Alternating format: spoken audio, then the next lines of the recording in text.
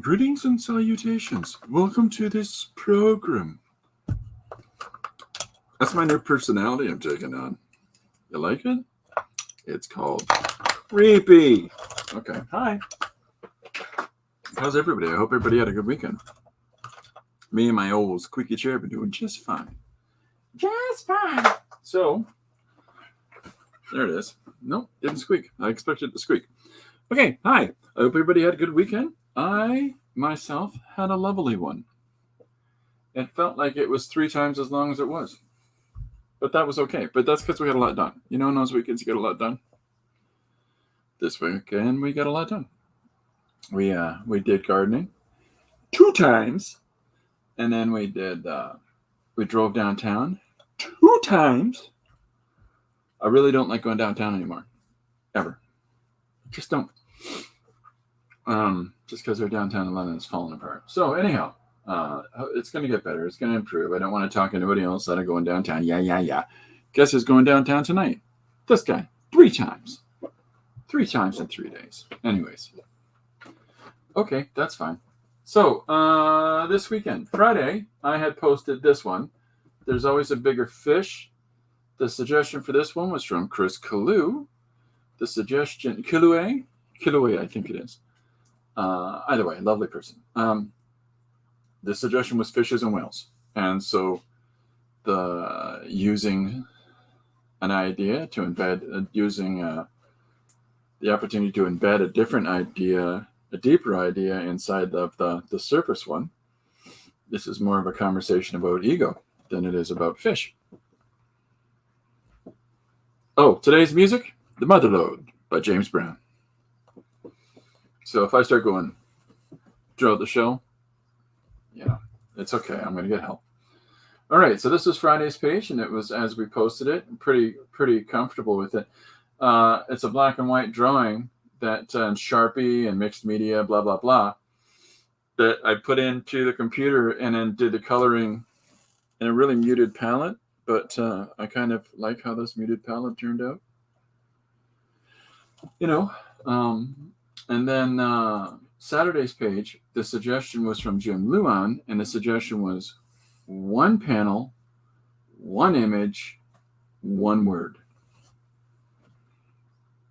So that, which is ostensibly what any fine art illustrated image is, right? If you do a painting of a bunch of people standing in repose, in repose, or others standing around them, whatever that contextual narrative is in that piece is what you're trying to get across, if you're allowed to use words at all. That's a relatively modern thing.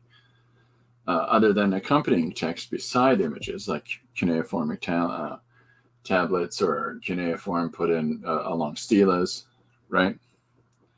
So using a single word in it actually gives you extra ability to tell stories. So the whole idea of 1 panel, 1 image, 1 page that I tried to get across here was run. Why are they running? Where are they running? What are they running from? Why are they running in opposite directions?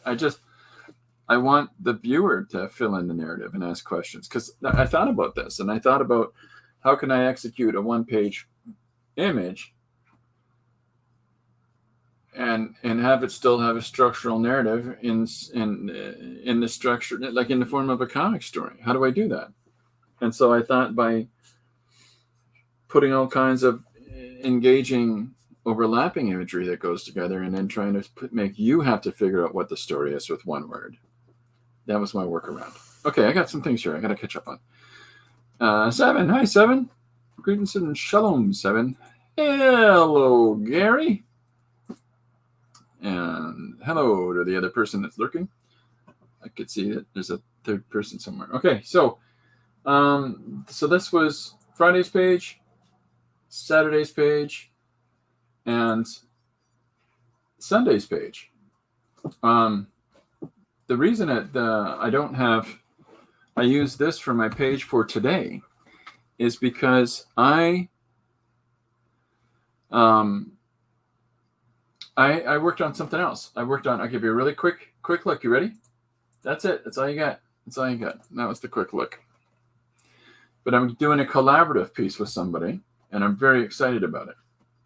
So I have done my part of our collaboration, and I'm going to email it to this person right after this stream.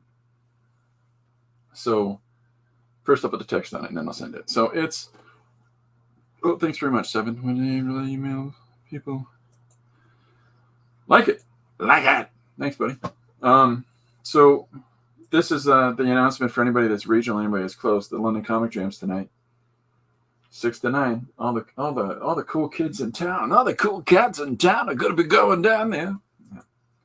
So yeah, today was fun. It's a weird 3 words to have to work about. To have to work out a narrative with. Hi, Dee Dee, welcome aboard. Oh, excellent. Dee Dee, you talked about Gary's comic. Excellent. Yeah, it's going to be. I'm very excited. Anybody that's tuned in, that this is your opportunity to get copies of DVSM, and I want to get one of each of them.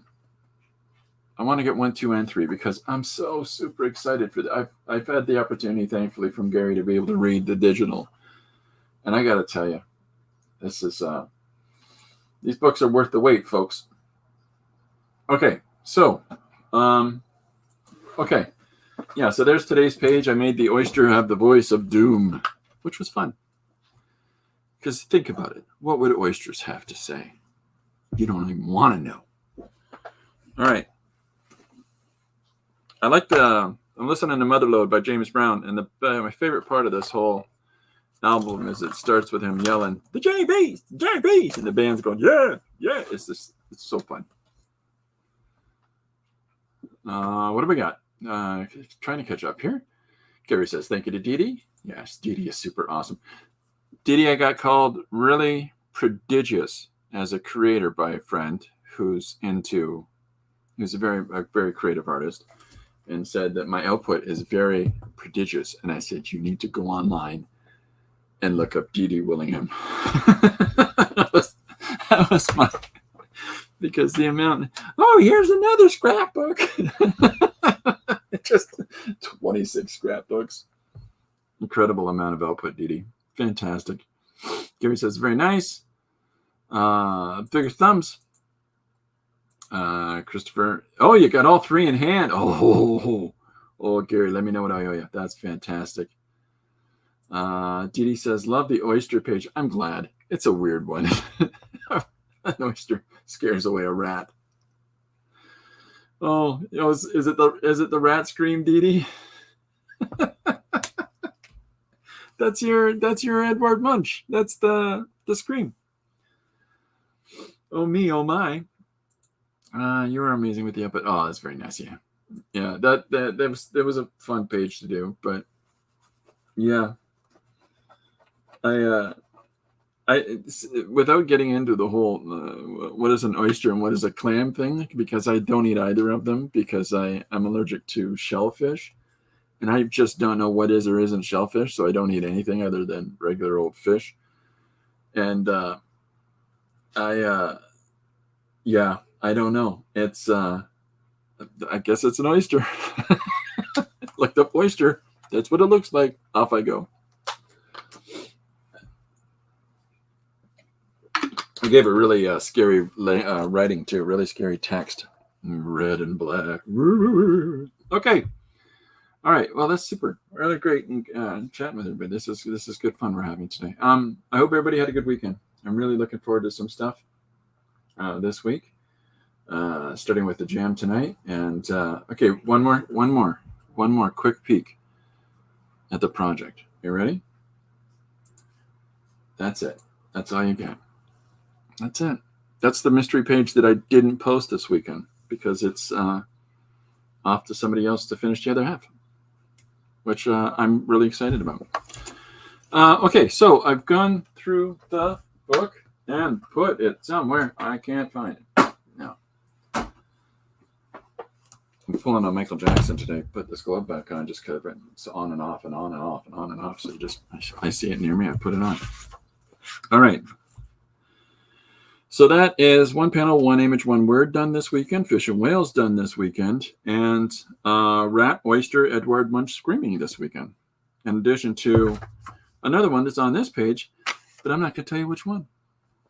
And so, yeah, good weekend. So we got a couple of other things, but I realized that I missed one a ways back. I missed a suggestion from Frankly Mapleton, maple syrup and superheroes. And I just randomly wrote down on a Post-it 7 characters in a pit of fear because I thought that was the oldest one. But I just literally just before having to start things up, I realized I completely skipped over this one by Frankly. Frankly Mapleton, Frankly Mapley. All right. Sal and Pals. Salazar Art Nation. Frank Salazar. How many different names has Frank got at this point? Does anybody know? Either way, this one's for Frankly. So yeah, I'm gonna get weird today. I thought I would draw in pencil crayon. Bear with me. Pencil. That's right. It's a children's primary printer pencil. Look at the size of that sucker. Here's a regular pencil. Bam! Huh? That ain't your mama's pencil. Well, actually, maybe it was. But crayon, pencil, crayon. Pencil crayon today. Thank you very much. Thank you. Is there... Let me see if I've got enough light on things here before I switch the cameras because I don't want to wash out the camera as I usually do. Look at that. We could practically see what we're doing. Yeah, I'm still trying to figure out the page rate again. It's I had to reboot the whole computer last week and re-kick everything. And so because of that, some of my stuff is still getting weaved back together again. And then you got to remember how you did that. What I need to do is get a real camera because my camera sucks. All right. Yeah, before that, we did mouse holing on Thursday. Just looking at my notes, it tells me all the ones that I had to do. So throw that in the pile of paper. All right. I don't know if I've shown anybody this. This is my fun thing. This is a gift that I got from my brother and his wife. It's a little mini easel. See the ledge on it? And when it lifts up, I can put a book here or a tablet here. And then inside is my little tickle trunk full of everything under the sun for making marks with. And yeah. I really love this thing. I carry everything around in it. So, yeah, I've been having a good time with the pages in the last week. I really feel strong about the pages coming out this last week specifically.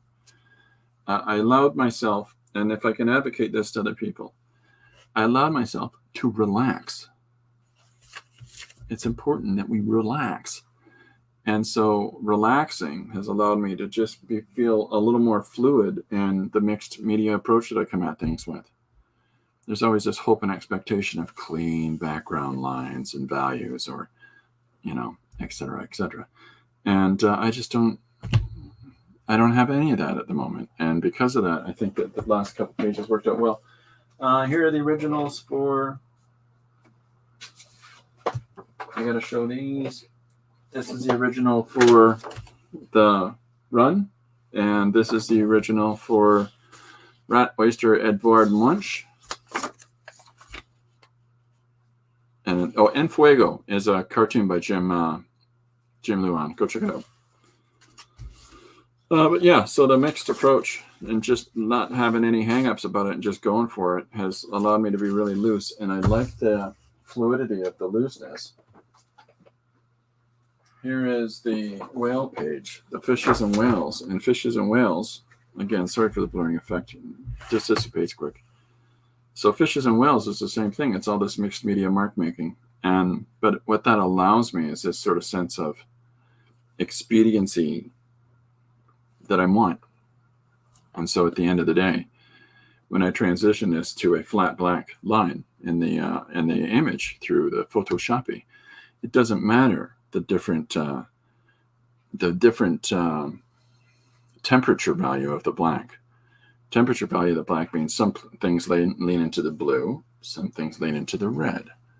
Cold, warm, right? So because of that, you get these different blacks, even though they're all supposed to be black. And it doesn't matter when you flatten it. Just do a flat black in Photoshop for your line work, and it pretty much picks everything up. Okay, so today's idea is so 7 characters in a pit of fear we'll do tomorrow. I've got one more 3-page suggestion or three-word prompts from Didi's Bag of Prompts on her stream. Please go check it out. Didi Willingham on YouTube. So I'll do that this week. It's almonds, something and something. I'm sorry, I couldn't remember. I really don't look at the prompts until I start working on the page. And the reason that I do that is because the whole point, I'm still picking dirt out from gardening.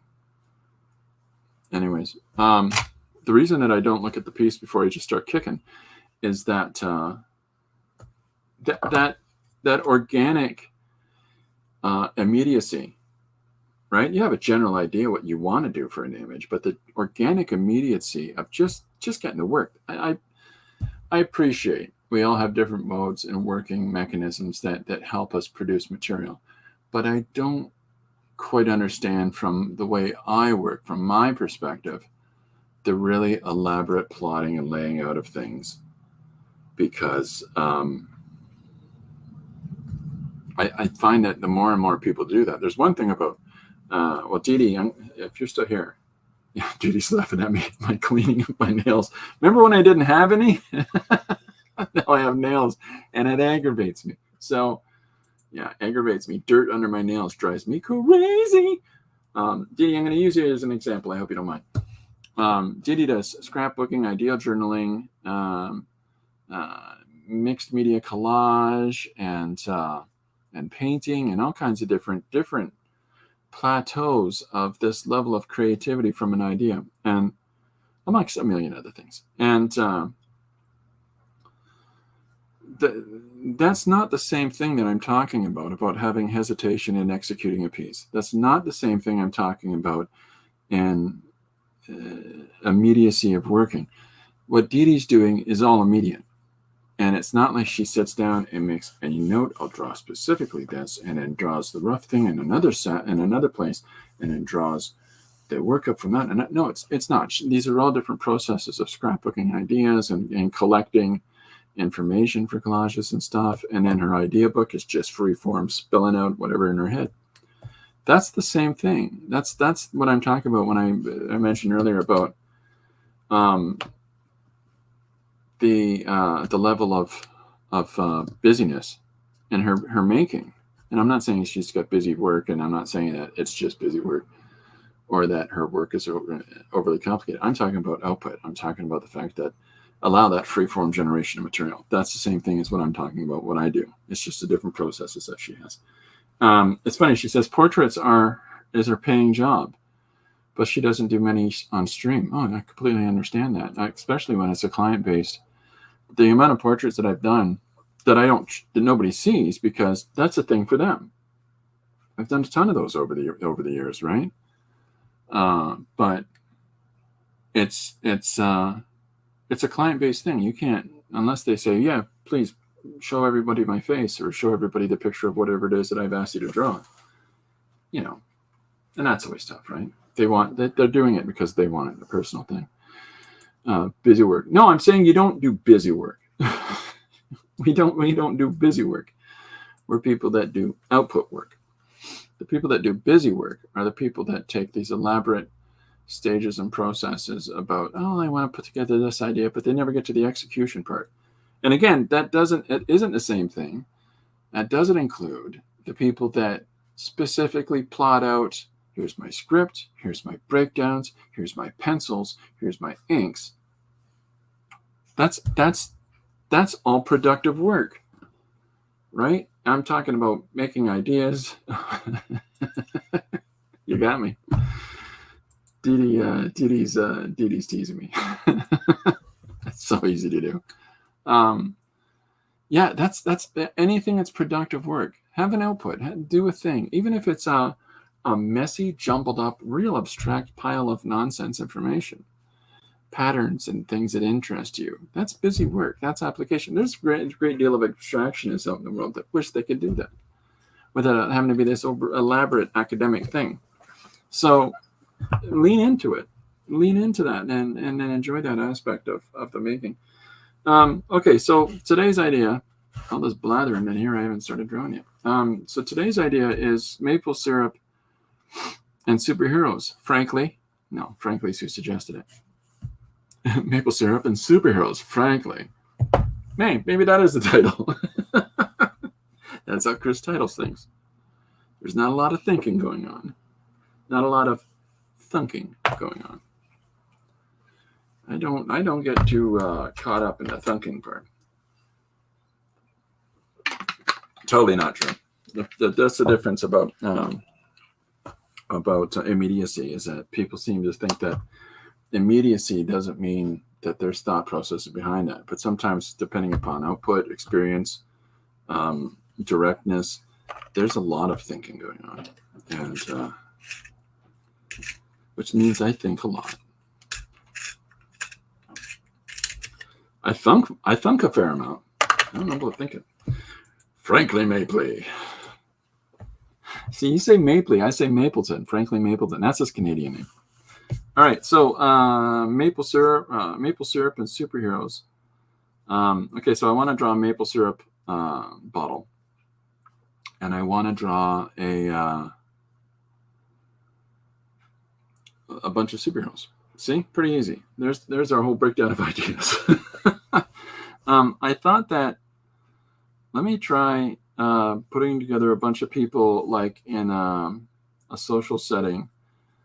I've drawn superhero groups before, and because I'm not much of a superhero type, I tend not to draw a lot of them, right? But one of the things that I do like is the idea of super groups, a bunch of people standing together in their fetish wear. I'm sorry, superhero costumes. Frankly, will reply to any maple. You have to just whistle, Maple, and he comes running around the corner. Herds all your sheep for you. Oh, Maple. In a past life, Frank was a sheepdog named Maple in the Scottish Highlands. And most people don't even know that.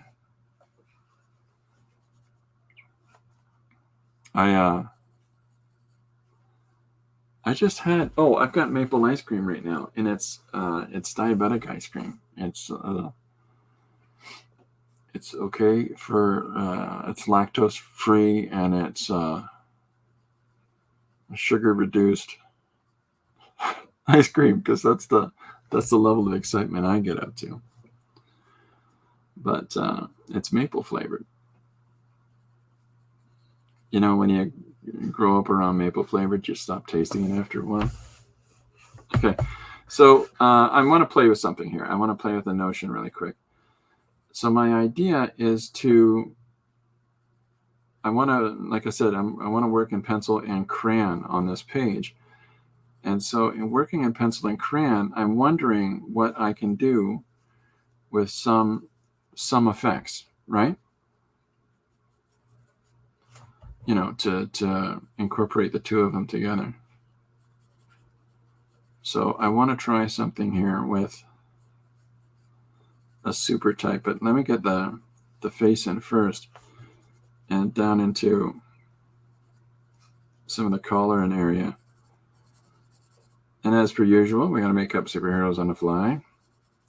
It's not really, again, I don't draw a lot of superheroes. So, I'm going to try something. Can you sharpen a crayon? Never tried. By gum, you can. All right. So, not very well. So I want to try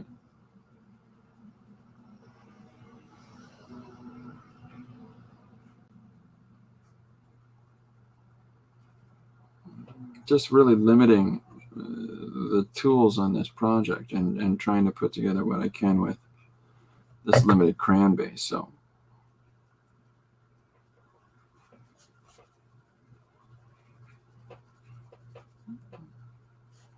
but you get fun effects from crayon. That granulation in them allows, there's a sort of, because it's got this diffusing of a value, it makes things feel a little bit more like a photograph in a really weird and random way, I'm sure. But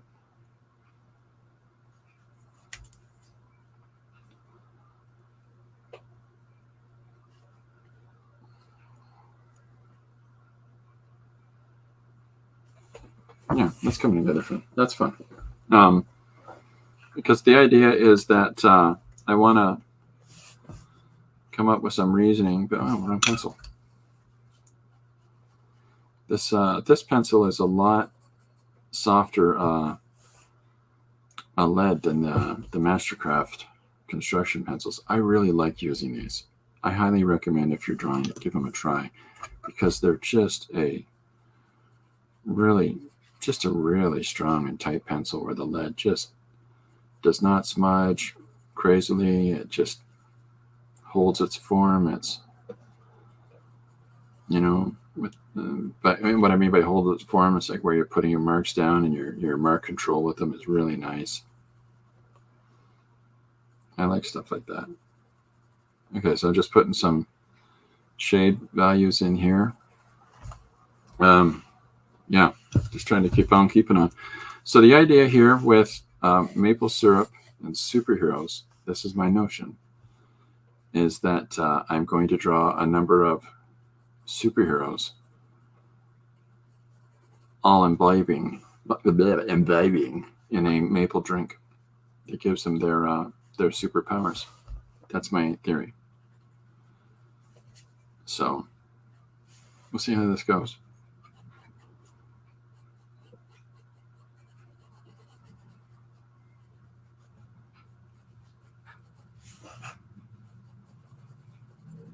Is anybody a real? This is something I'm always wondering. I don't think I have a lot of superhero fans that engage in the stream at all. I don't think I have a lot of people that are real big on the underwear on the outside crowd of comic books. Not to just be so dismissive, but I don't think I do, because I really don't draw that way. I really don't. I'm not overly interested in another story about people punching up each other for really no one's benefit but their own. But it's not that I don't like them. It's just that Dee is not, because they all went woke. Not all of them. Not all of them. There's still a bunch out there that are still, trying to be less socially. I don't know how to say that. Caught up in the social trend of the day. It's there's so much stuff out there that you're going to find some books that haven't got that. There's a couple of really good books I love to reference people, that if you want exaltation, if you want liberation away from a lot of this, seriously have to hit these sort of popular media catechisms of how what I'm talking about is making a character gay with zero context about a long-standing character to ever in any way, story-wise and structure-wise, exhibit anything towards being out. But they've just decided that that's the one that they're going to make gay for social ticking, right? Which has been happening in some of the companies lately. But if you're looking for stuff that isn't overly concerned, like the big Marvel and DC companies are about that sort of stuff, and just wants to draw books and write stories about people, like Legion of Superheroes had all kinds of out characters in it, and it you know what? It didn't even matter. And it's not like everybody in that book made out in every panel in it. So you never, these people are just whatever. I don't care. That's perfect, right? Because it's not a social issue. But when you try to do it, so say like, see, we did that one. That's when I get fed up of that, because to me it's the wrong way to go about it. It should just be whatever it is. Diddy says, make new characters to be what you want. Oh yeah, for sure. Uh-oh. Rachel, hiya. I missed, because I had to do a bunch of running around, I missed Janet's Pictionary. Janet MEM has a Pictionary, for those here that don't know. And I was like, oh, Pictionary. But then I got caught up in doing some stuff. So I missed the Pictionary. But I'm going to try to catch your next one, because that looks like fun.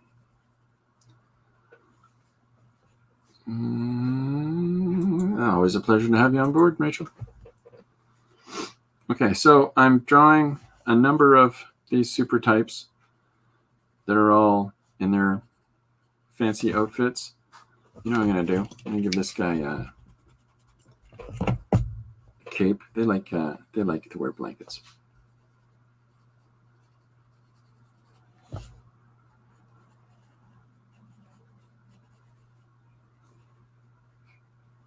There's a wonderful thing about when you have to draw capes, etc., on people, where you have to figure out how fabric folds work and how things like that cross over, right?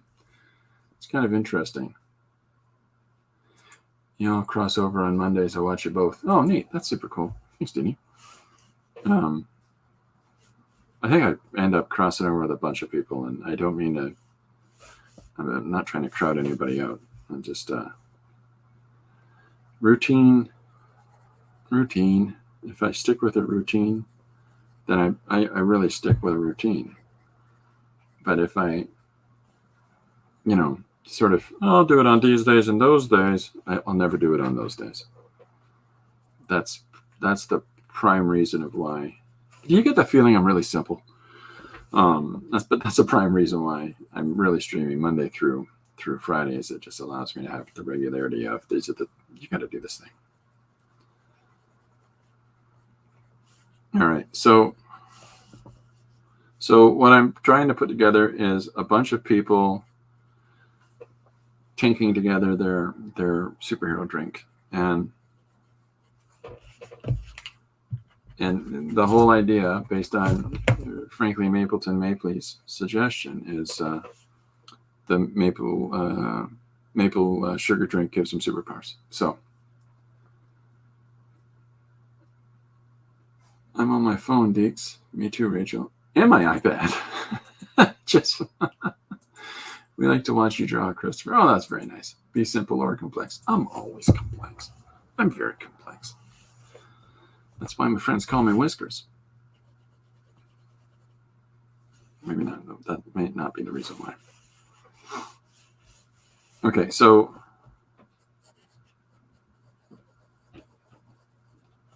let's get some wine glasses in there.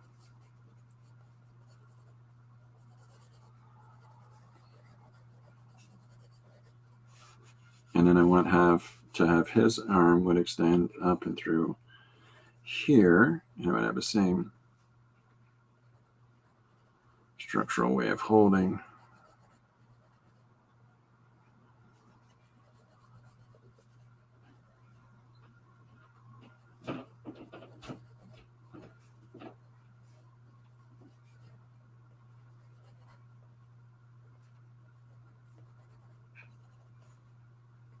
That works.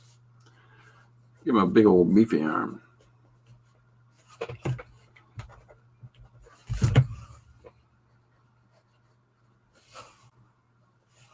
So my thought here was, by doing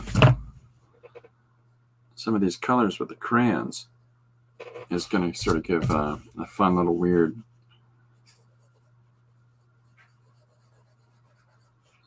tonality to it.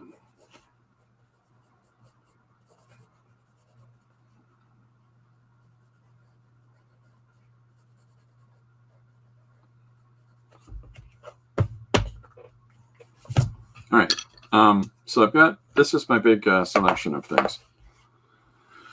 The white crayon's pretty much pointless, but, and then I'll throw probably paint on there and whatever else, but me too.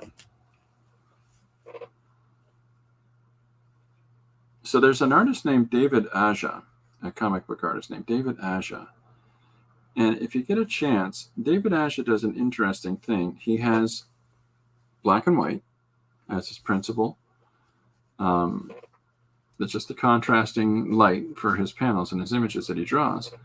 But he puts in a secondary, like a secondary color. Other, if you count black and white as tints and shades, I get it. But he does one alternate color in his work. And so he does, while he'll draw X amount with the black and white line only, he'll draw additional details with that color. And so it adds this sort of interesting layer of depth. It's very similar in the way that if you look at like Alex Toth and how he would do black, white, gray, gray, black, white, whatever the combination of those three are. It's the same sort of similar approach to three colors, a tertiary color base, a tertiary color scheme, and specifically black, white, alternate tone. Whatever it is, pink, green, red. He's done a number of different ones on a number of different projects. But that additional information that he keys in there that isn't in there. Can I erase crayon? Oh my goodness. There's that key little pieces of information that aren't in there in the pencil line, but he just puts them in the alternate line. And that's kind of fun. It's an interesting thing because it lets you push value, push it a little bit farther. Okay, I got exciting news. So there's a big festival, a writing festival here in London. And I talked to the fella that organizes it and runs it. And they have asked me to be a guest speaker this year. Which is kind of cool. And to teach storytelling, to do a little seminar, a little thing teaching people how to make stories quick. So I got to learn how to do that.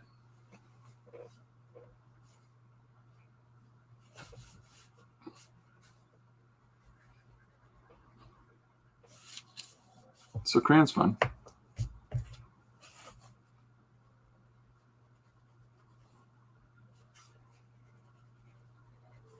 Has anybody really sat down and drawn with crayons since they were a kid?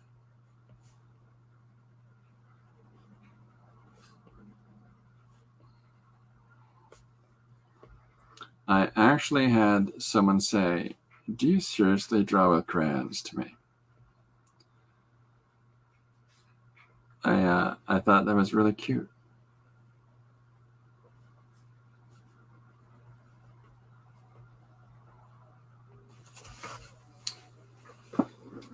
Oh, thanks, Rachel.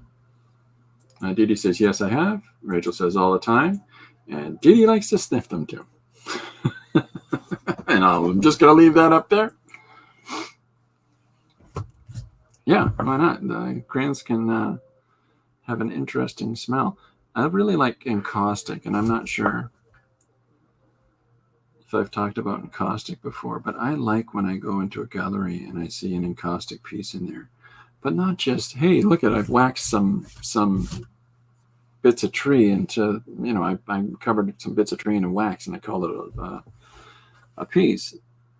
But they've actually done further than that. Like they've, got some elements in there. They put some medium in there somehow and or changed the tonality or the texture of it. Super fun. Gary says, I have drawn with crayons and they are kind of fun. Nice. Thanks, Gary. Oh, Rachel says, Sisters of the Art Room. There we go. Yeah, we're all sisters. The 64 crayon Crayola box still feels like a luxurious treat. Yeah, this started as a sharpened, but and you get this wonderful granular. I'll hold it up. You get this wonderful granular texture in there, but it lets you. It has far more ability to change. It's one thing to do light to dark marks. It's another thing to change from really granular to really smooth, with the same tool. That's the thing that's really uncommon, save to crayons or Conte, charcoal granular products, right? Like this is a grease pencil, and they have this fantastic facility for putting in sharp lines that go over top everything else. So I'm a big fan of that, especially if you get the box with the sharpener built in. Ooh, luxury. I saw one of them at the Walmart. Oh, and I dreamed on you, I said to it. And you know what it said back? Nothing. It's a box of crayons. See, this is not going so well on the sharpening front. Let's see if this one works.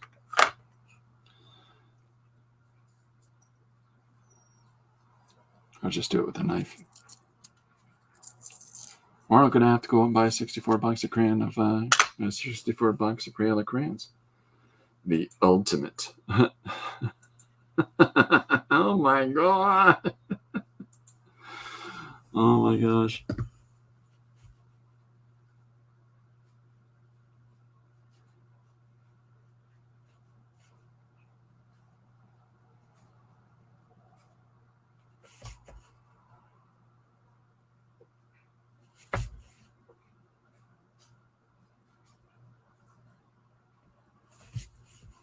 All right, so I'm just getting just a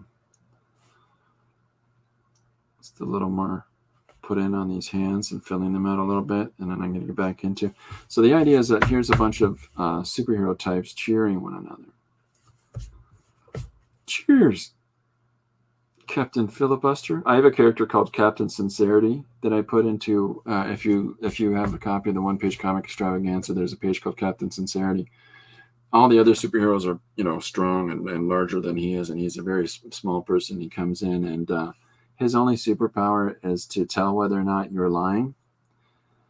And I made him the most effeminate character that I could, without being garish and ridiculous. He has a superhero costume. He's just smaller, and yet he sits like he's based on Scott Thompson from Kids in the Hall, and so he says, you're about to spill your beans. So it was a fun page. The only problem with grease pencil is when the paper starts to unwind. Oh yeah, no, that's a nightmare. Or to get it to unwind if it's like stuck, right? There's your new meme. Sex is great, but have you sharpened a silver crayon in a 64 color box? Yeah, the string is nightmare. I'm having a hard time finding them without having to go online. So,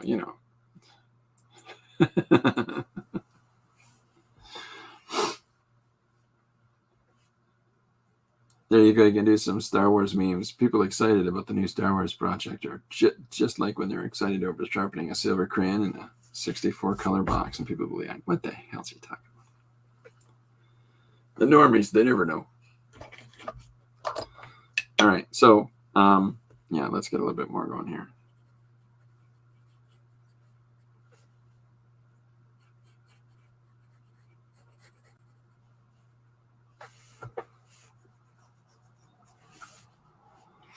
I got to shave today. My face is getting all scratchy.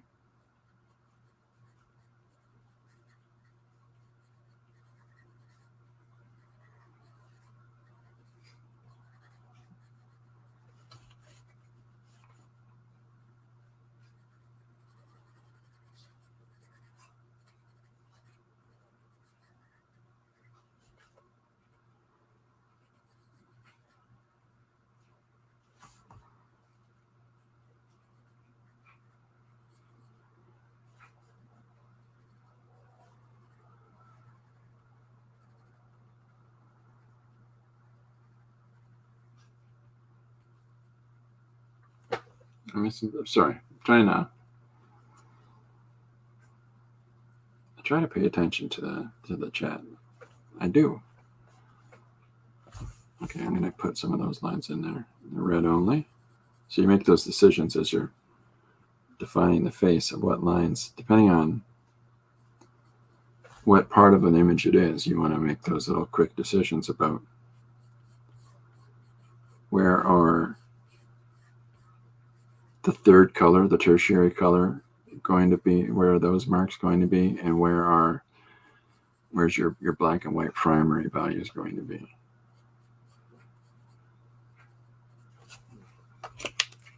I try to always make sure that I've got, when I'm drawing a female character, I always try to make sure that the lines, unless called for, I try to make sure that the lines are smoother and softer than whatever masculine lines I might, whatever masculine characters I might be drawing. I got no problem drawing scraggly, nasty, grizzled, wavery lines on male faces, but I always try to make ladies look like, better.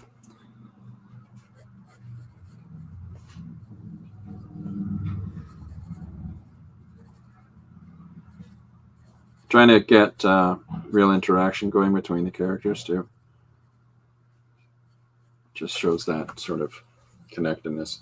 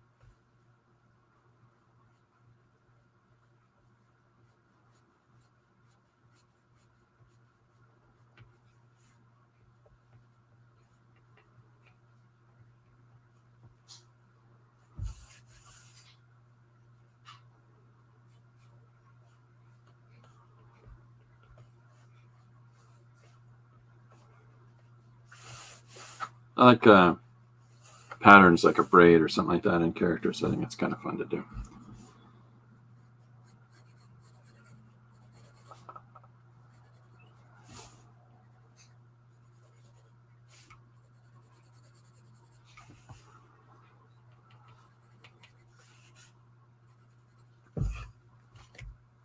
Let's see.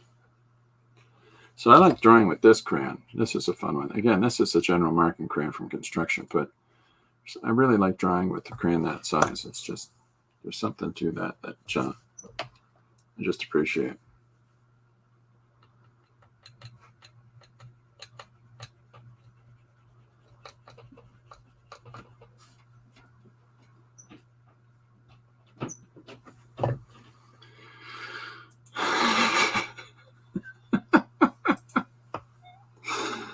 Just joined in Esperanto. You want to recap in Esperanto? I cannot do that for you. I'm sorry. But what I can do for you, Jim, is take the lights down and let's just have a private chat. So I'm doing, today's page is maple syrup and superheroes. And so my presented idea is that these superheroes have acquired their abilities from drinking, as Franklin Mapley would call it, the holy elixir. So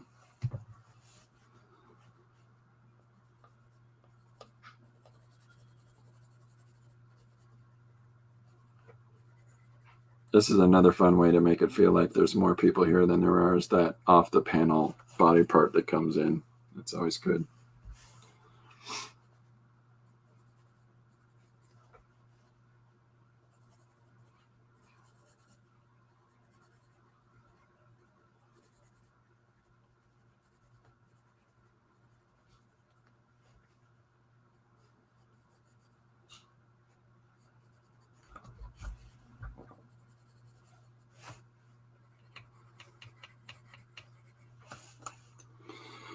What do you got? Sounds like a sticky citrus. Crayons are for babies. Gary! As he hides his crayons. Except for the silver one. Gary says the silver one's for tough people. And there's a few feelings of transcendent joy, Jim, like you get when you sharpen a silver crayon in the sharpener built into a 64-pack Crayola box. You just don't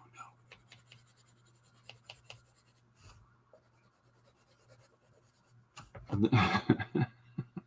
I ate the silver one.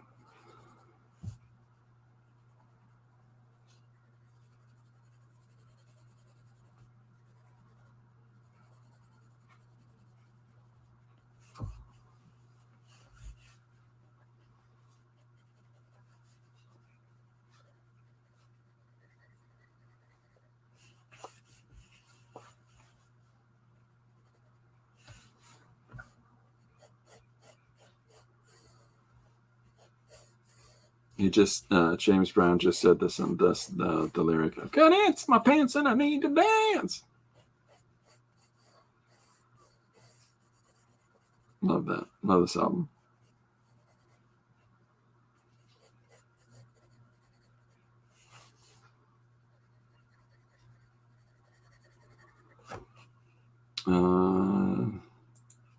It's not a silver bell, Jim. I can still remember trying to get the red crayon off my teeth. It wasn't silver crayon and 90s grunge band. It's 9 o'clock and there's a lady with moon. It's like a nicer Australian version of Creed. That's a silver chair.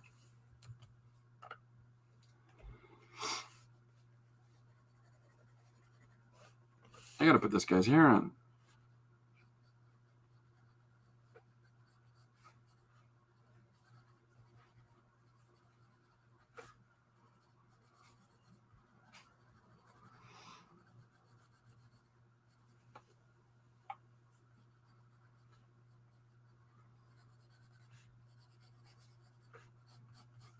This guy's got Tony Curtis hair.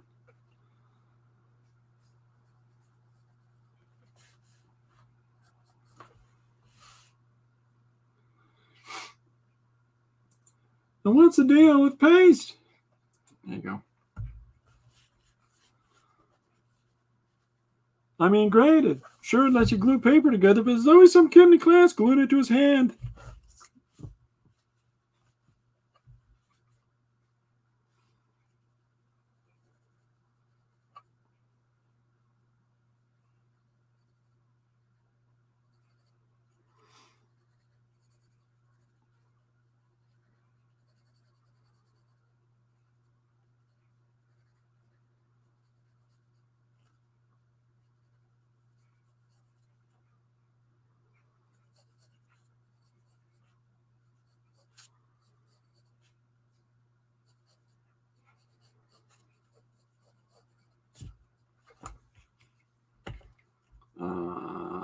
That is one to figure out. Dee Dee never ate paste. We used to have to make our own paste. Isn't that with cornstarch or flour? It's such a step to find mucilage. Mucilage? Muesli? What was it? Muesli is it's like toasted flakes, isn't it? I thought it was cornstarch.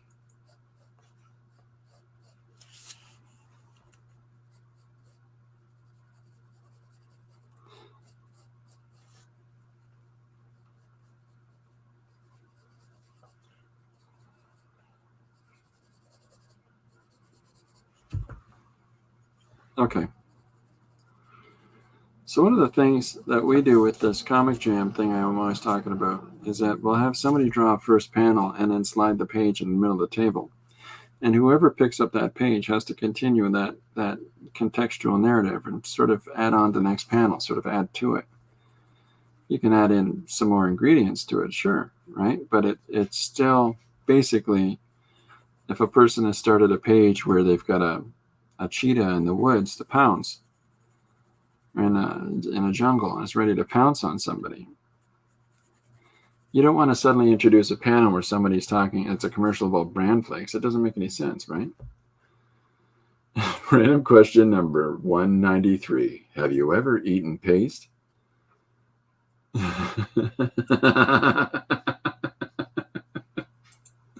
Hi, Tori. I've never eaten paste. I have done that thing where you glue it to your hand and you peel it off. And I knew another person who put it on their face and like this. And years later, when I saw Silence of the Lambs come out, and if you know what I'm referring to here, yeah, I'm sorry, it's gross, but when this character does that, all I could think of was, hey, that's like Mark. This kid in my class would put paste on his face and peel it off. Not within my own remembering. However, before memory began, you likely did eat paste. I think most people eat paste. I wasn't brave enough to do it, maybe.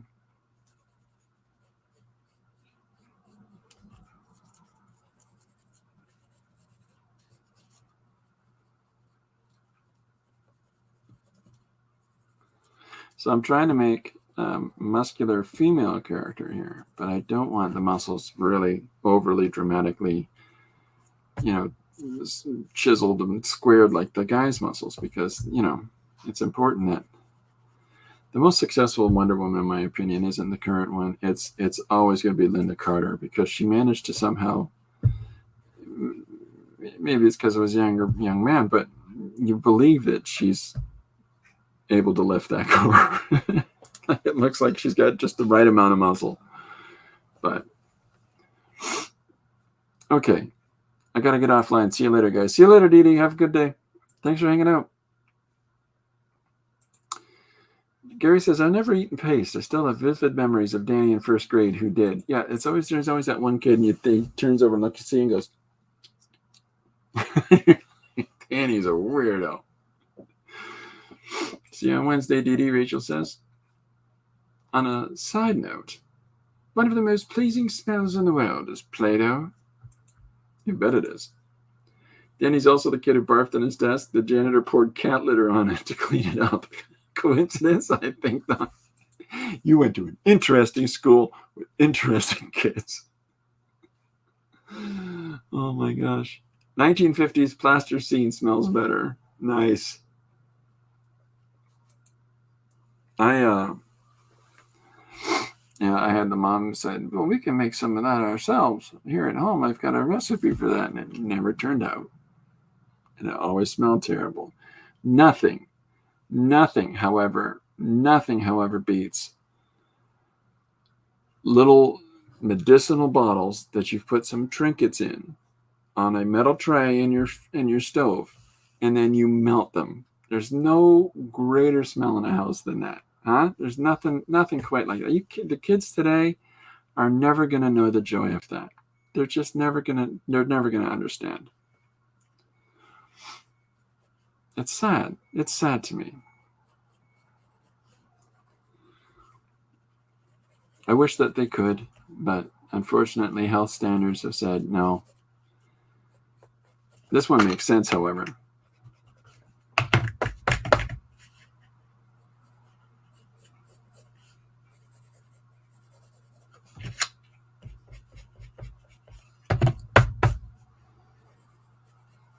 There was always bad things about the 70s and 60s and about the kid that can't, is allergic to peanuts, but everybody in class brings peanut butter sandwiches, and he just sort of has to be, watching how close everybody else's food is to him.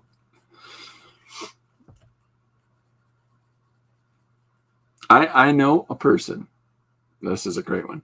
I know a person that has a really, really strong peanut allergy. And the first time he dated a girl and he got to have that first surprise smooch from this person, she had just eaten a peanut butter sandwich. And so she went for it. And then he was like,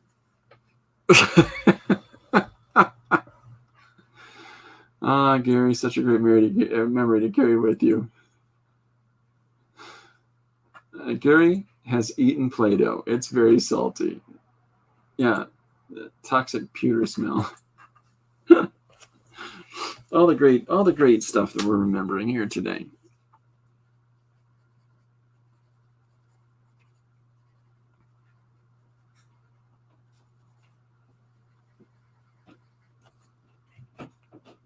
Baby, baby, baby, baby, baby, baby, baby, baby. Today's music is James Brown's album Motherlode. Oh, what am I doing? I'm getting ahead of myself here.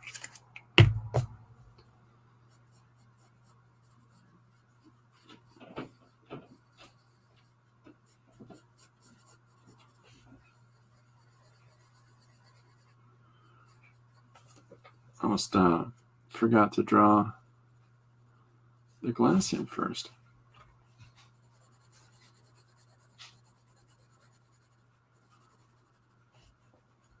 So this is the super group, and the idea is that they're all drinking their magical maple syrup drink. And this gives them their superpowers. Jim says, by the way, I would always eat paste unless they put the cork on my fork.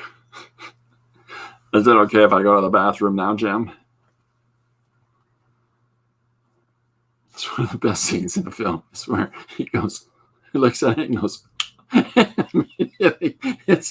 got a cork in his fork and he looks at it like this and immediately cracks himself in the eye. This eye is already in an eye patch. So it's so good. Talking about dirty, rotten scoundrels for anyone that doesn't know.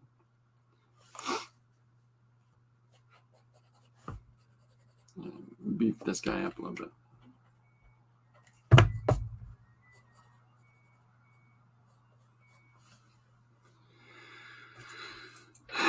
Paste with a fork? Therein lies the problem. Tori says, brilliant movie. So good on so many levels.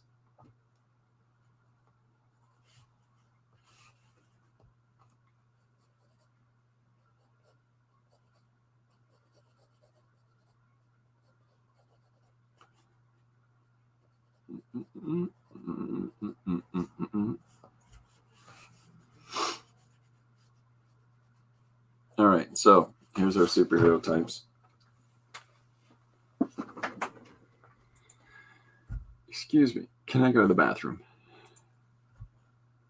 Thank you.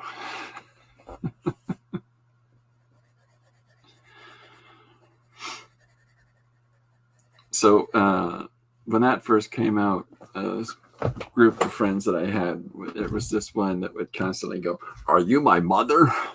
Mother?" And everybody around him would say, "No, not your mother. Not mother."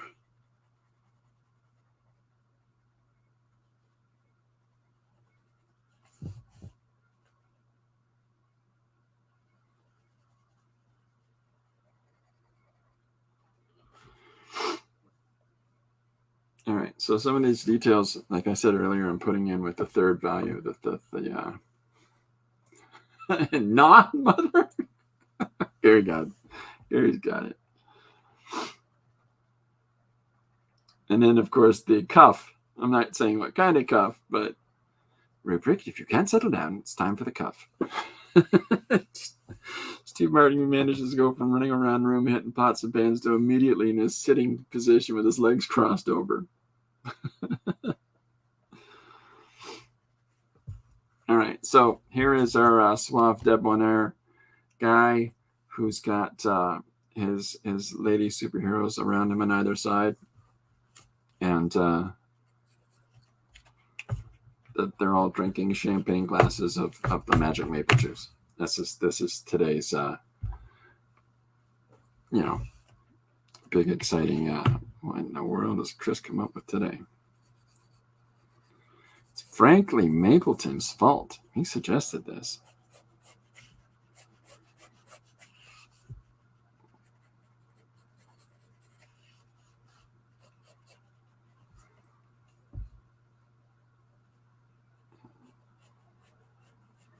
I've done that thing. Because I'm a neurotic lunatic. You'll usually see the depiction of superheroines' physique types. If you're used to drawing people, you tend to not draw that exaggerated small waist, large upper body initially. And just because you're used to drawing people, proper people. And because I find that when you see some of these guys that have drawn these absolute, ridiculous female characters that all look like, they're 16 years old and spend every single moment in the gymnasium. I don't know how to describe it, but as opposed to how our real forms work. And then you'll see other people that are like, I like when we draw characters in books that have a diverse range of physicalities to them. And I think that it's disappointing when people don't follow through on that. Like in the Suicide Squad movie, I appreciate that the lady actress that plays Amanda Waller in that, who plays grumpy black lady in every movie she's in, by the way. She doesn't, but a lot of the ones I've seen, she has that persona. But Amanda Waller in the books is a very large, full-figured lady. And I just wish that they would have followed through on that, because it's a strong part of who she is, and the fact that it's such a unique and individual looking character of a real person. And yet they didn't do that in the films. And it sort of annoys me a little bit. So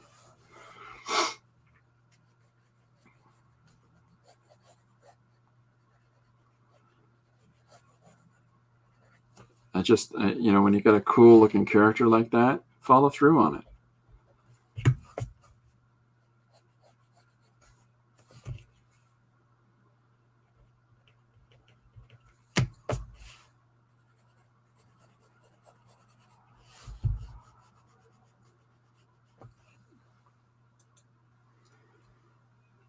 The Man with Two Brains is good. My favorite Steve Martin film is The Jerk.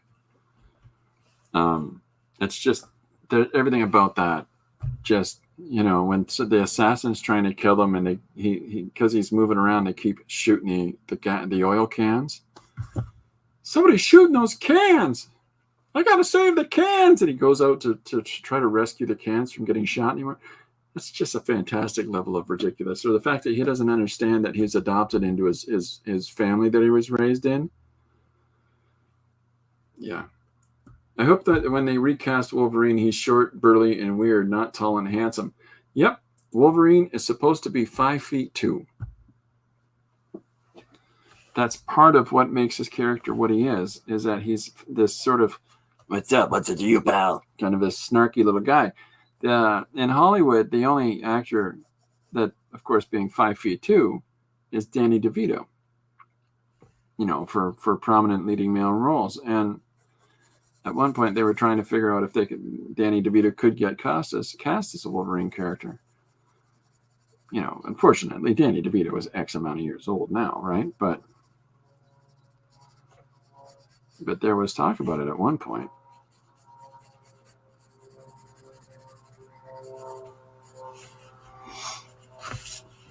Okay, so I got there, here, and then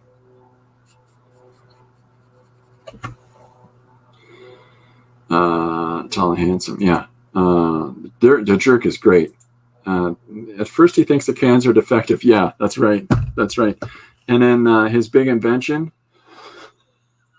Sorry. His big invention is this. He's welded a little thing onto the front so you can take your glasses on and off this way. Big deal. They looked at Bob Hoskins for Wolverine too. Oh, well, yeah. That's another actor that would have made more sense, but of course wouldn't have been very successful. So.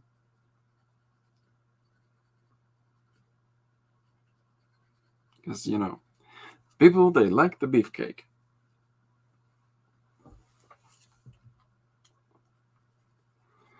I do like how for this last Deadpool movie they had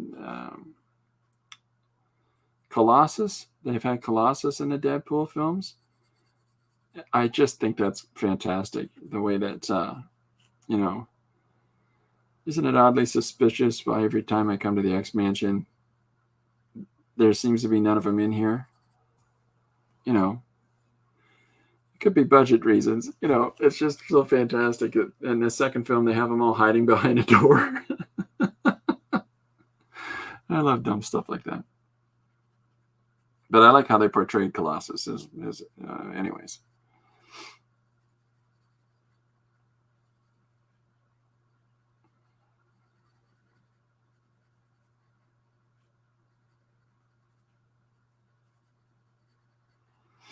Big goofy Russian character.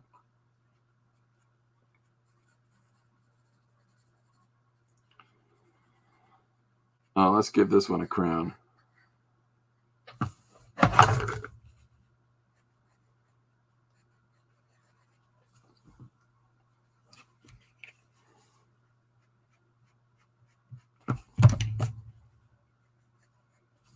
This will be your Wonder Woman type. Yeah, the Jerks of Finn movie. Man with Two Brains is a fun movie. Dirty Rotten Scoundrels, of course. Three Amigos. Steve Martin, pretty solid bunch of films. What's the movie with Eddie Murphy in it where they're trying to make a film? Not Dilbert. It's I can't remember what it's called, but that's a funny film.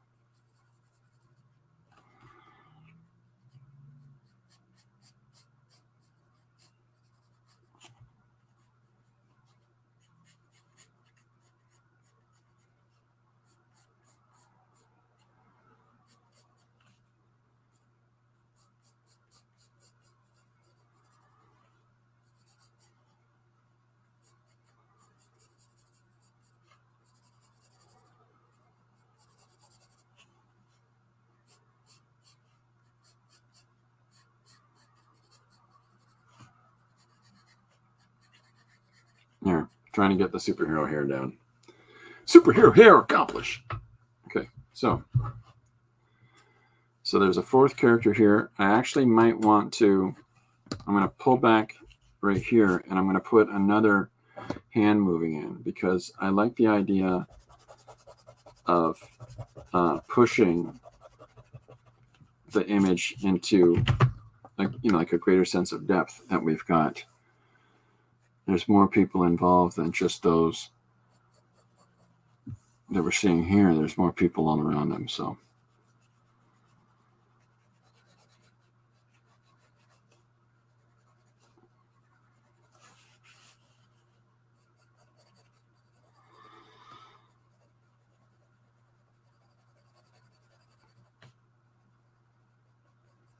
there's certain albums that could just be 10 times longer. And this might be one of them. Draw quietly, kids. Shh. Shh, shh, shh, shh.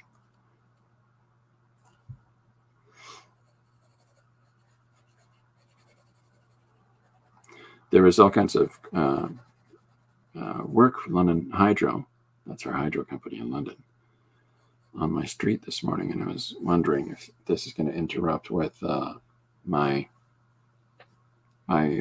internet today, my hydro generally, because nobody told me nothing.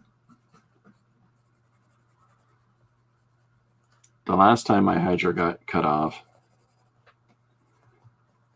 it just shut off, and as I walked upstairs in the house to see what's going on the main floor, there's I look out the window and there's a guy on my neighbor's roof as they're tethering new hydro lines to, and then I realized there's somebody on my roof as they're tethering new lines to our houses. So they didn't tell me the last time. I just want to know what's going on. So this will be bottom of the glass there. And then now it sort of adds a little more depth to the image if you see this other hand in the foreground, right?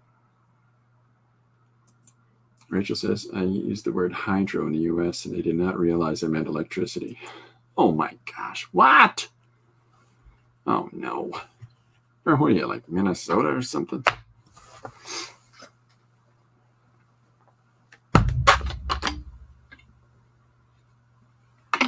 Hydroelectricity, folks. A lot of ways that the electrical grid was initially generated to be set up was using hydroelectricity. I have a new follower named Canadian Artist. All right, so I'm going to finish putting this together here.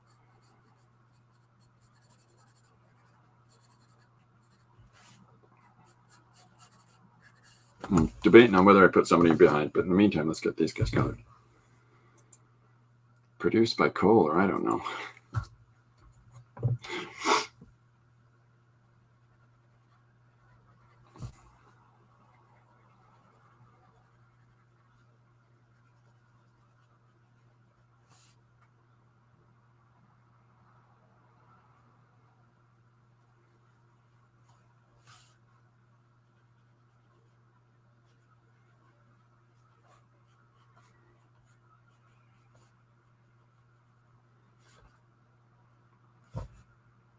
I don't know what I'd do with myself with 64 crayons to choose from. There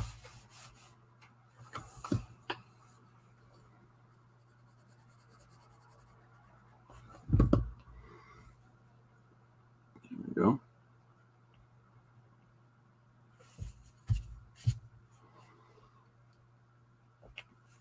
This, I think it's just a terrible crayon that I'm using. The Jerk is on my all-time favorites list. Well, is that right? Have we talked about this being on your all-time favorite list before?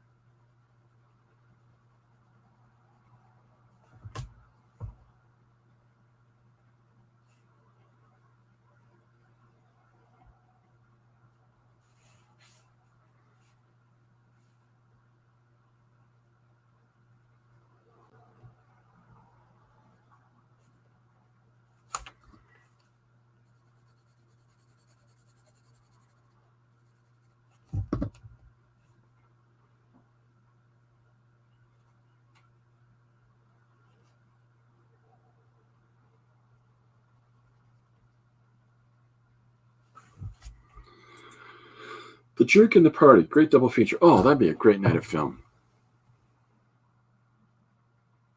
I'm so ridiculous. I have Claudine Claudel's album on my phone in my playlist. She is the daughter in the party, and at one point she stops to sing this little, very 60s, very 60s song in the middle of the party, like on the guitar, and I actually have her album.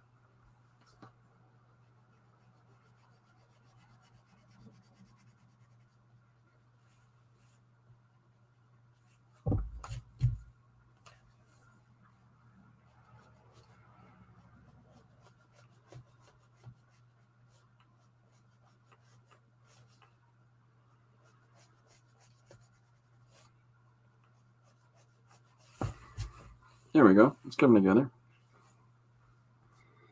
Yeah, there's certain films like The Jerk, The Party, Dr. Strangelove. There's just certain films with certain kind of tones that they're all, because they're all such farcical exaggerations of, things that aren't necessarily all that great. Because there's all these situations that Steve Martin gets in The Jerk. These are terrible situations.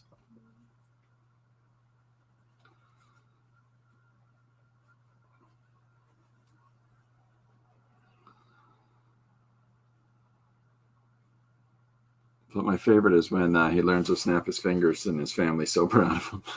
Mom, Dad, look!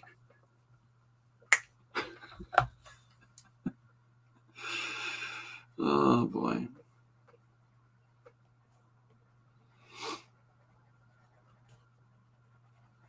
If you really want to send your kids off in a good way, do it like they do in The Jerk. Have a little goodbye party for him and put him out in front of the house for 2 days while he waits for the bus to come by.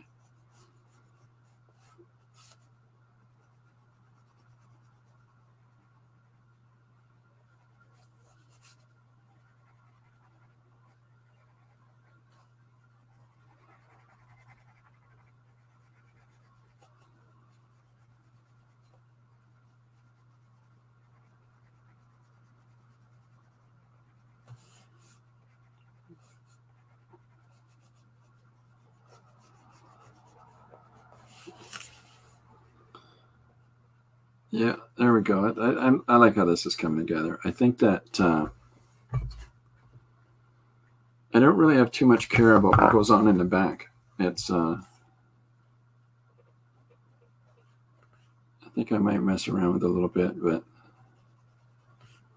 just want a kind of weird environmental texture and environmental setup in there.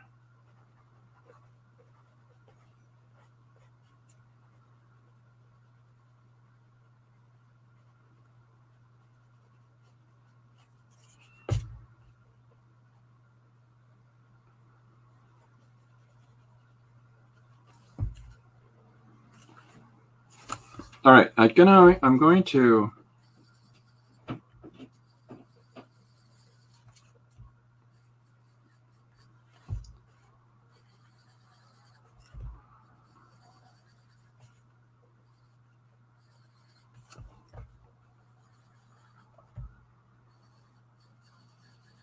there.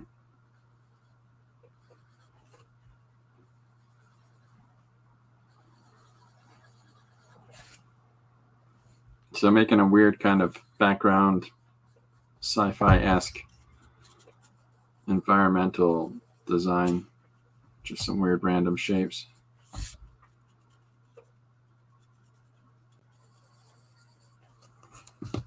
And then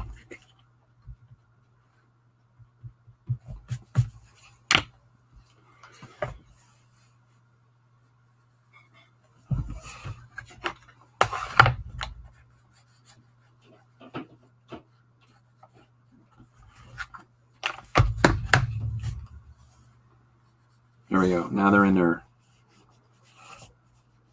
superhero liquor room. I don't know.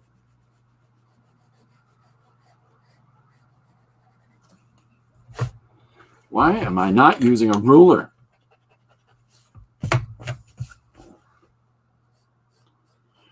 Jim's still here, I've got something to send you after the stream.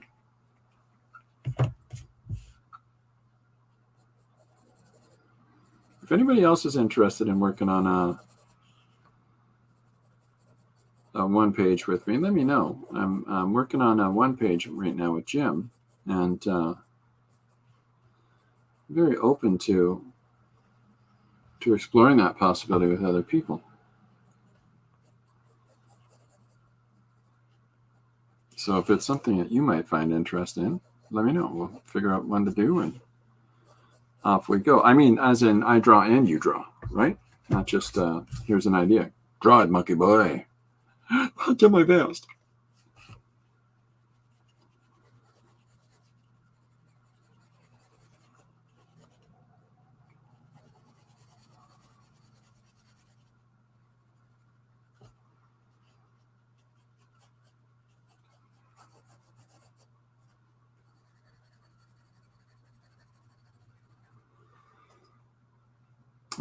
Excellent, Gary. That is excellent, excellent, excellent news. I'm really excited about that. Anybody else that's interested, please just let me know. If you don't feel comfortable about saying it in front of other people, just send me a message or put it in the comments or whatever it is. And let's get cracker licking.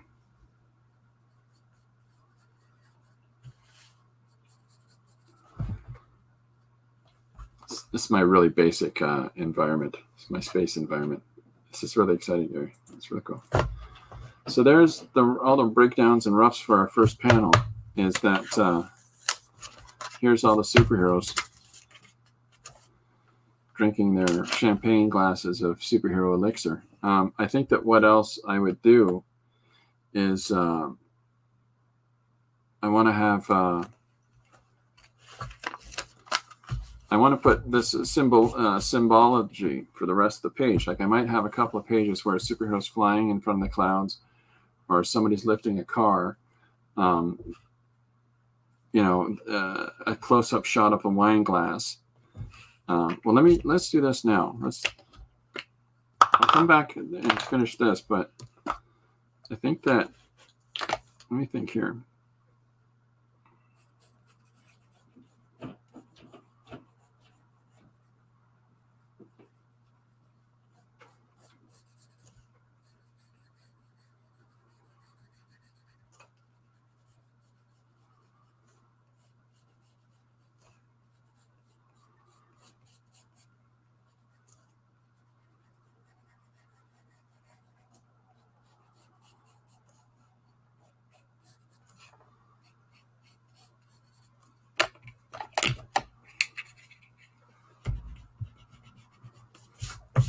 Okay, so here's a rough shape.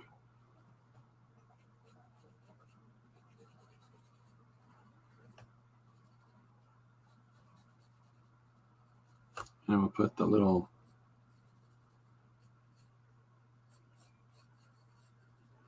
glass. You know how maple syrup bottles have, well, Frank would know this. A lot of them have that little place for your finger to hook in on them.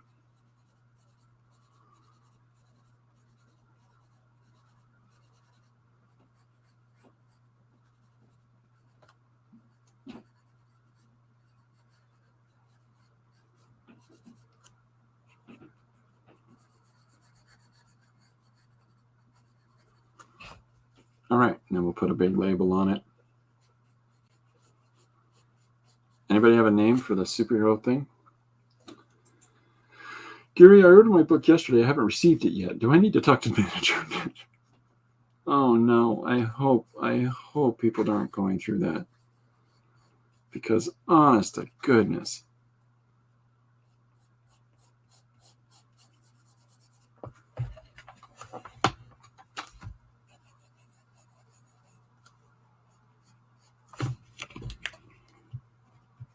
Now, before anybody tells me that there are all kinds of stencils and things and something called a ruler, I know what it is, okay? I drew the original creation of it for Gary before.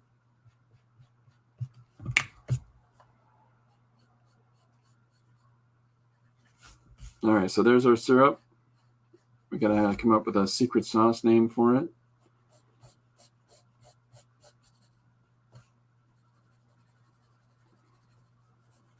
If anybody has a magic name, let me know. Pull the plug, maple syrup. Pull the plug. I got it. How does that fit in context of superheroes getting powers? I like that though.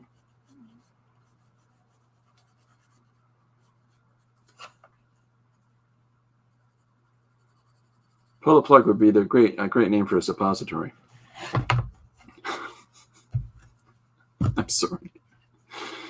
I'm sorry. Pull the plug suppositories. Let it all wash away down the drain. And then you have a lady look at the camera behind the man and go,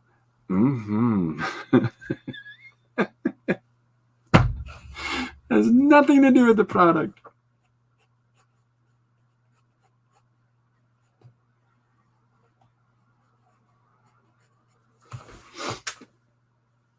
People often ask me what kind of cologne I use. Well, I use Zig Panther. Wow. I love commercials that are like that.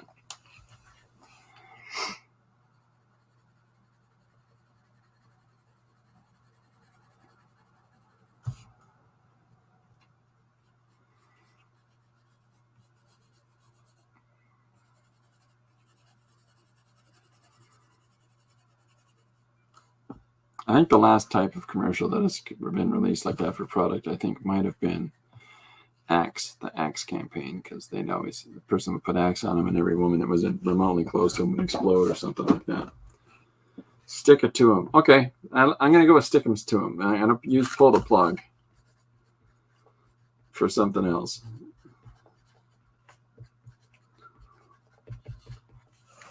And then stick it to them. Syrup. That's good. I like that.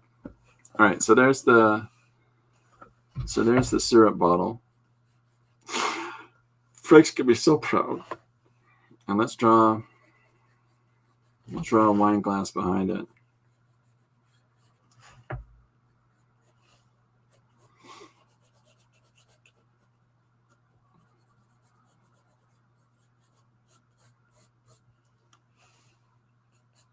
Trying to think of how a wine glass goes, because you're thinking about the tops and bottoms when you're drawing it like that. How does that flute get up there?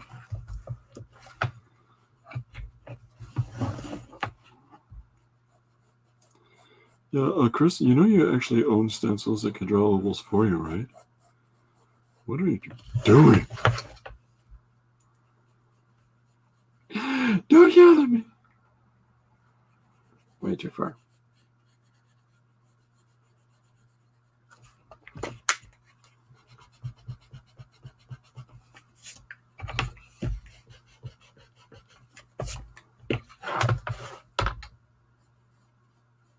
Say it loud.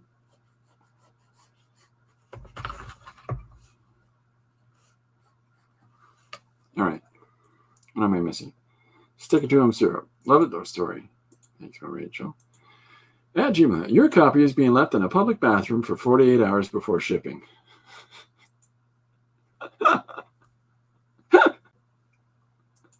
That's so good, Gary. If you want to get your copy of the book, steal a car. Steal a car that has an 8-track player inside. Drive it to the edge of town. The entire time playing the Four Faces Kiss album. Set the car on fire with the 8-track still inside of it. Set it on fire. Walk back to town. There's a public restroom over on 3rd Street. Tucked in behind the toilet. You're lucky that's where I put it. That's where you find your copy in a plastic bag. Thank you for your purchase.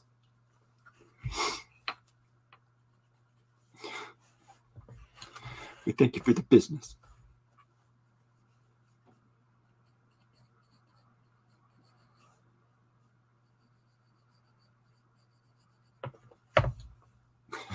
Rachel says, I am making notes. Steal a car. I have a car. Steal a car.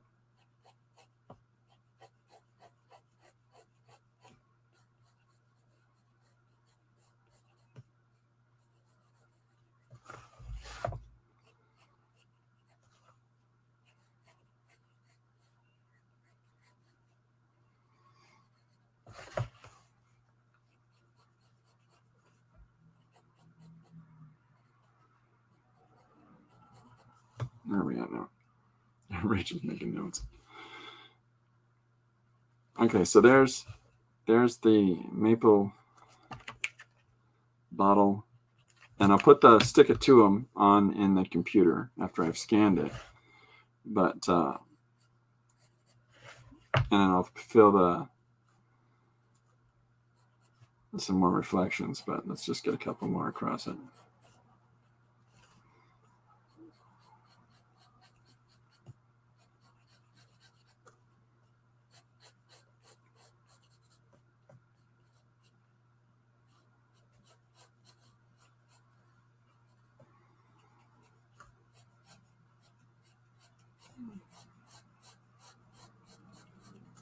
There we go.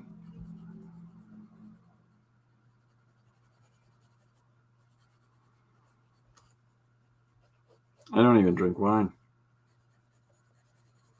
trying to remember how to draw a wine glass when you don't drink wine. Maple syrup. Maple syrup. Okay, between the two of you, that just became, the company's product just became called Stick It to a Maple Syrup. Stick it to 'em. Maple Serple. So good. All right. So I'll have a couple of images, a couple of panels of people flying, lifting a car, just various superhero exploits in small little panels that'll be all mixed around between them drinking it in their Hall of Justice type and then the product itself, like it's a television commercial. Try new Maple Serple for the superhero in you. From Stick It To 'Em. Try new Stick It To 'Em from Maple Serple should be the company. All right, what are we at? 136. Yeah, I'll just finish coloring this panel and then I'll be signing off.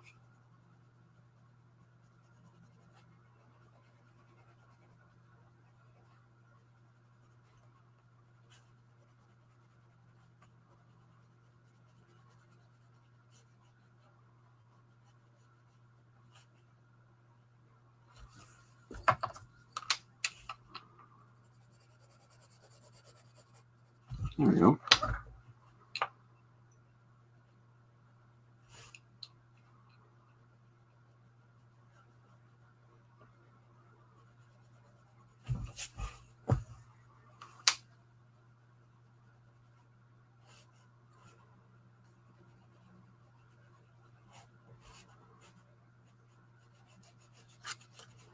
So this is the bottom of the wall right here. This is the floor. Is the idea. All right, so pretty straight line.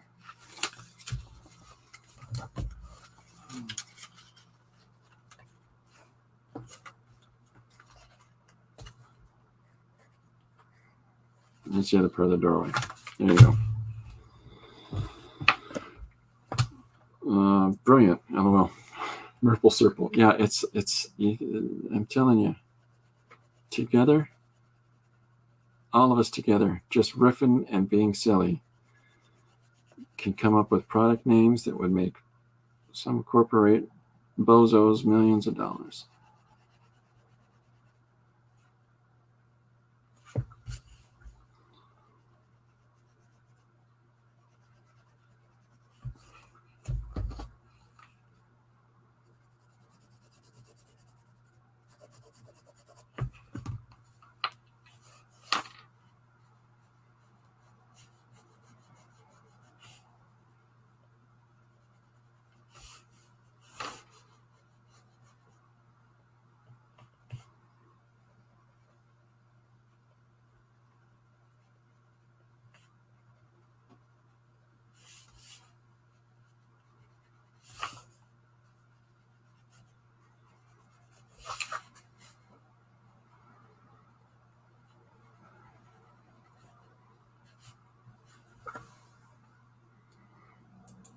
Yeah, this is a lot of fun.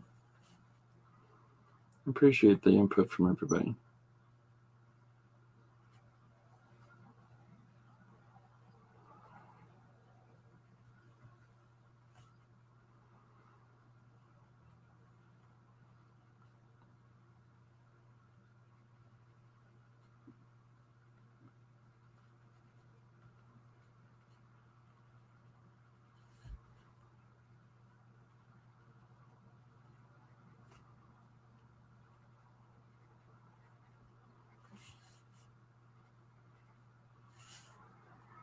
Just trying to get this dimension into.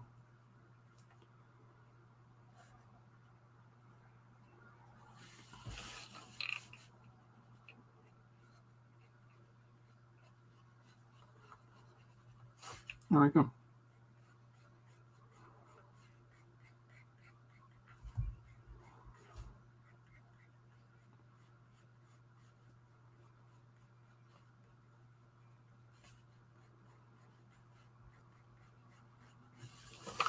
All right, there's our first panel. Can you imagine the Christopher Runciman marketing team? Oh my goodness, let's start a company right now. I don't care how far apart we all are from one another. Let's start a company as it stands. It's we will take over the planet Earth. I think that the people that are at this stream right now as a marketing team, we would either come up with the greatest campaigns on the planet Earth in no time flat, or would immediately be sued into submission as a company. Either one. Result.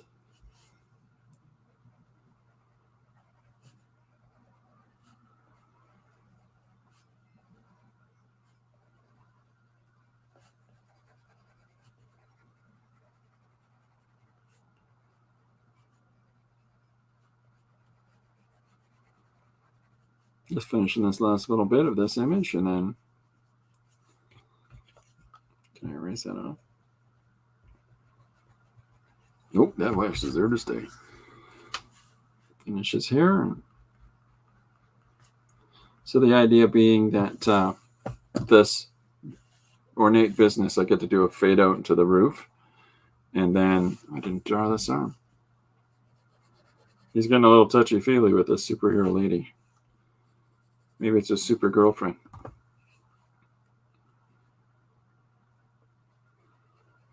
Good job catching that planet today, Lurleen.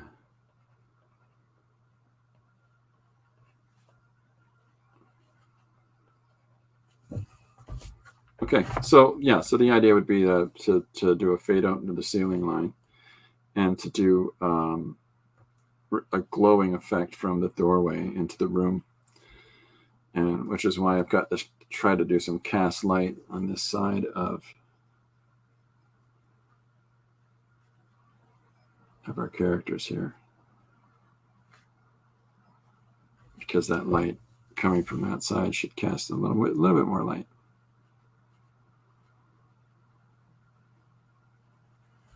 It's just, not too bad, not too heavily contrasty, but do try a bit, Christopher. Do try a bit. By the way, nothing more obnoxious than artificial maple. There's a lot of obnoxious things that have the word, artificial in front of them. Take it from a guy that has to have artificial sweetener in everything he has. Artificial sweetener has this. Okay, next time we're in a grocery store, I need you to do this. Look for the aisle that has sugars and sweeteners and stuff in it, and look for a bag of sweetener, just artificial sugar, and pick it up. It is logic defying how you're basically picking up the plastic wrapping or the plastic package that is what the sugar is in, because the sugar itself, almost no weight. It's insane. It makes you wonder, why am I putting any of whatever this magic is inside of me?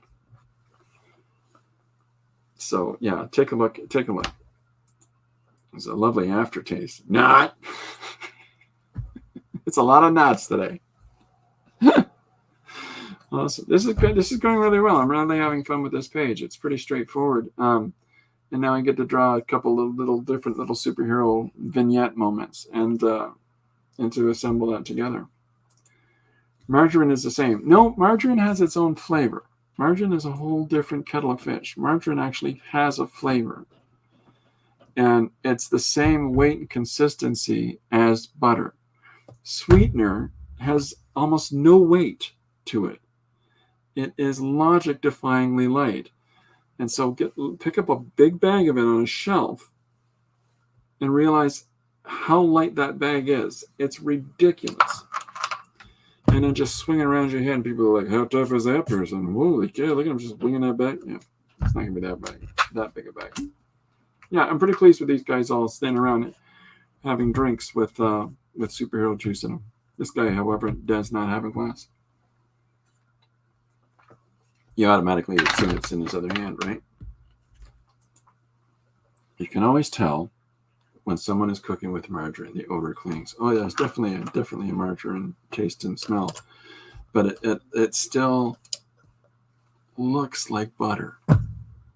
It still resembles the thing it's made to replicate and replace. Whereas sweetener looks like white dust. It's ridiculous. I got a problem with sweetener, and it knows it. One of these days, sweetener. Anyways. Okay, yeah, so this is feeling good. Yeah, things are coming together. I put a topic up for today. I didn't talk about it. at all. So that's a Chris move. Thank you very much for that, ladies and germs. Yeah, I got some notes here. Yeah, it's fun. The only point I was making earlier with the topic of the episode was the story beats you have in anything. Doesn't matter what the size of it is. Doesn't matter how small it is. If it's a 1 page, if it's whatever it is, it's all the same. If you squint and look out of the corner of your eye, it looks the same exactly. I guess. Oh, there it is. Yeah. I'll try to talk about this more tomorrow. But my whole thing I was thinking about earlier today was somebody told me that 1-page stories are easier because you don't have to have a big plot. And I'm like, no, you can put a huge plot into a small story. You can have a great deal of significance in a really small presentation. That's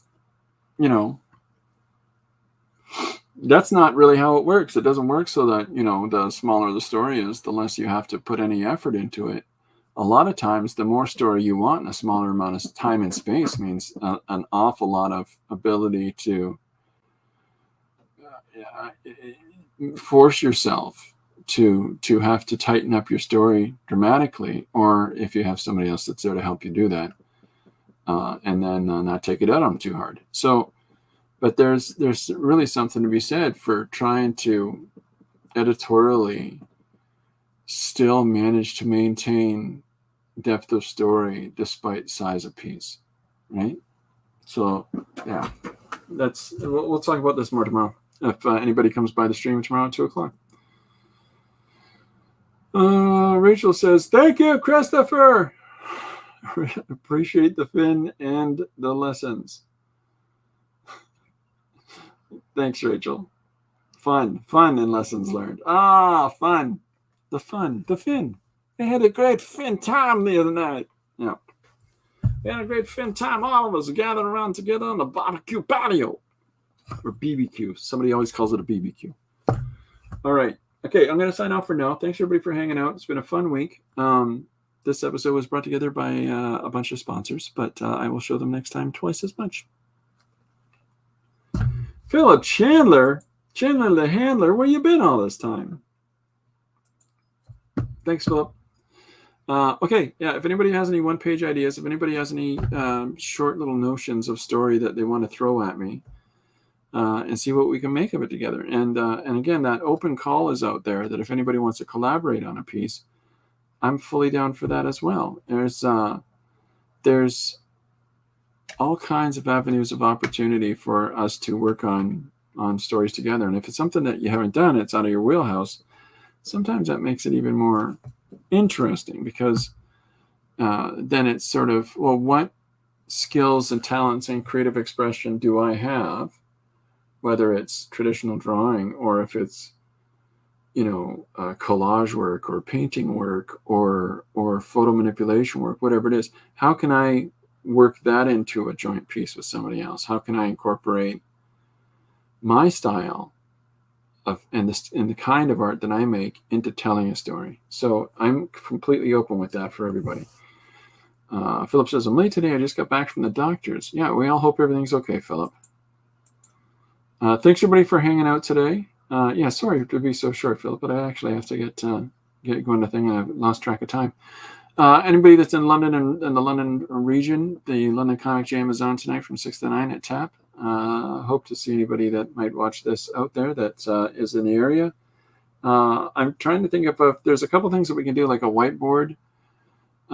There's a couple of different providers that have a whiteboard system so that if people want to jam digitally, we can do so online. There's all kinds of fun ways that we can explore doing a comic jam type thing together. But, Philip's got challenges with arthritis. I'm sorry to hear that, Philip. Oh, excellent. Look forward to chatting with you tomorrow.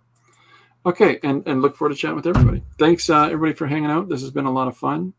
It's a really silly idea that was given to us by Franklin Mapleton. Superheroes and maple syrup. I'll have this posted in the morning. In the meantime, have a great night. I look forward to seeing what everybody's working on. Bye for now. Oh, before I forget, go check out Gary's new book that is for sale on his social details. Go check that out. DVSM 1979. I'm telling you right now, amazing looking work. Okay, bye for now.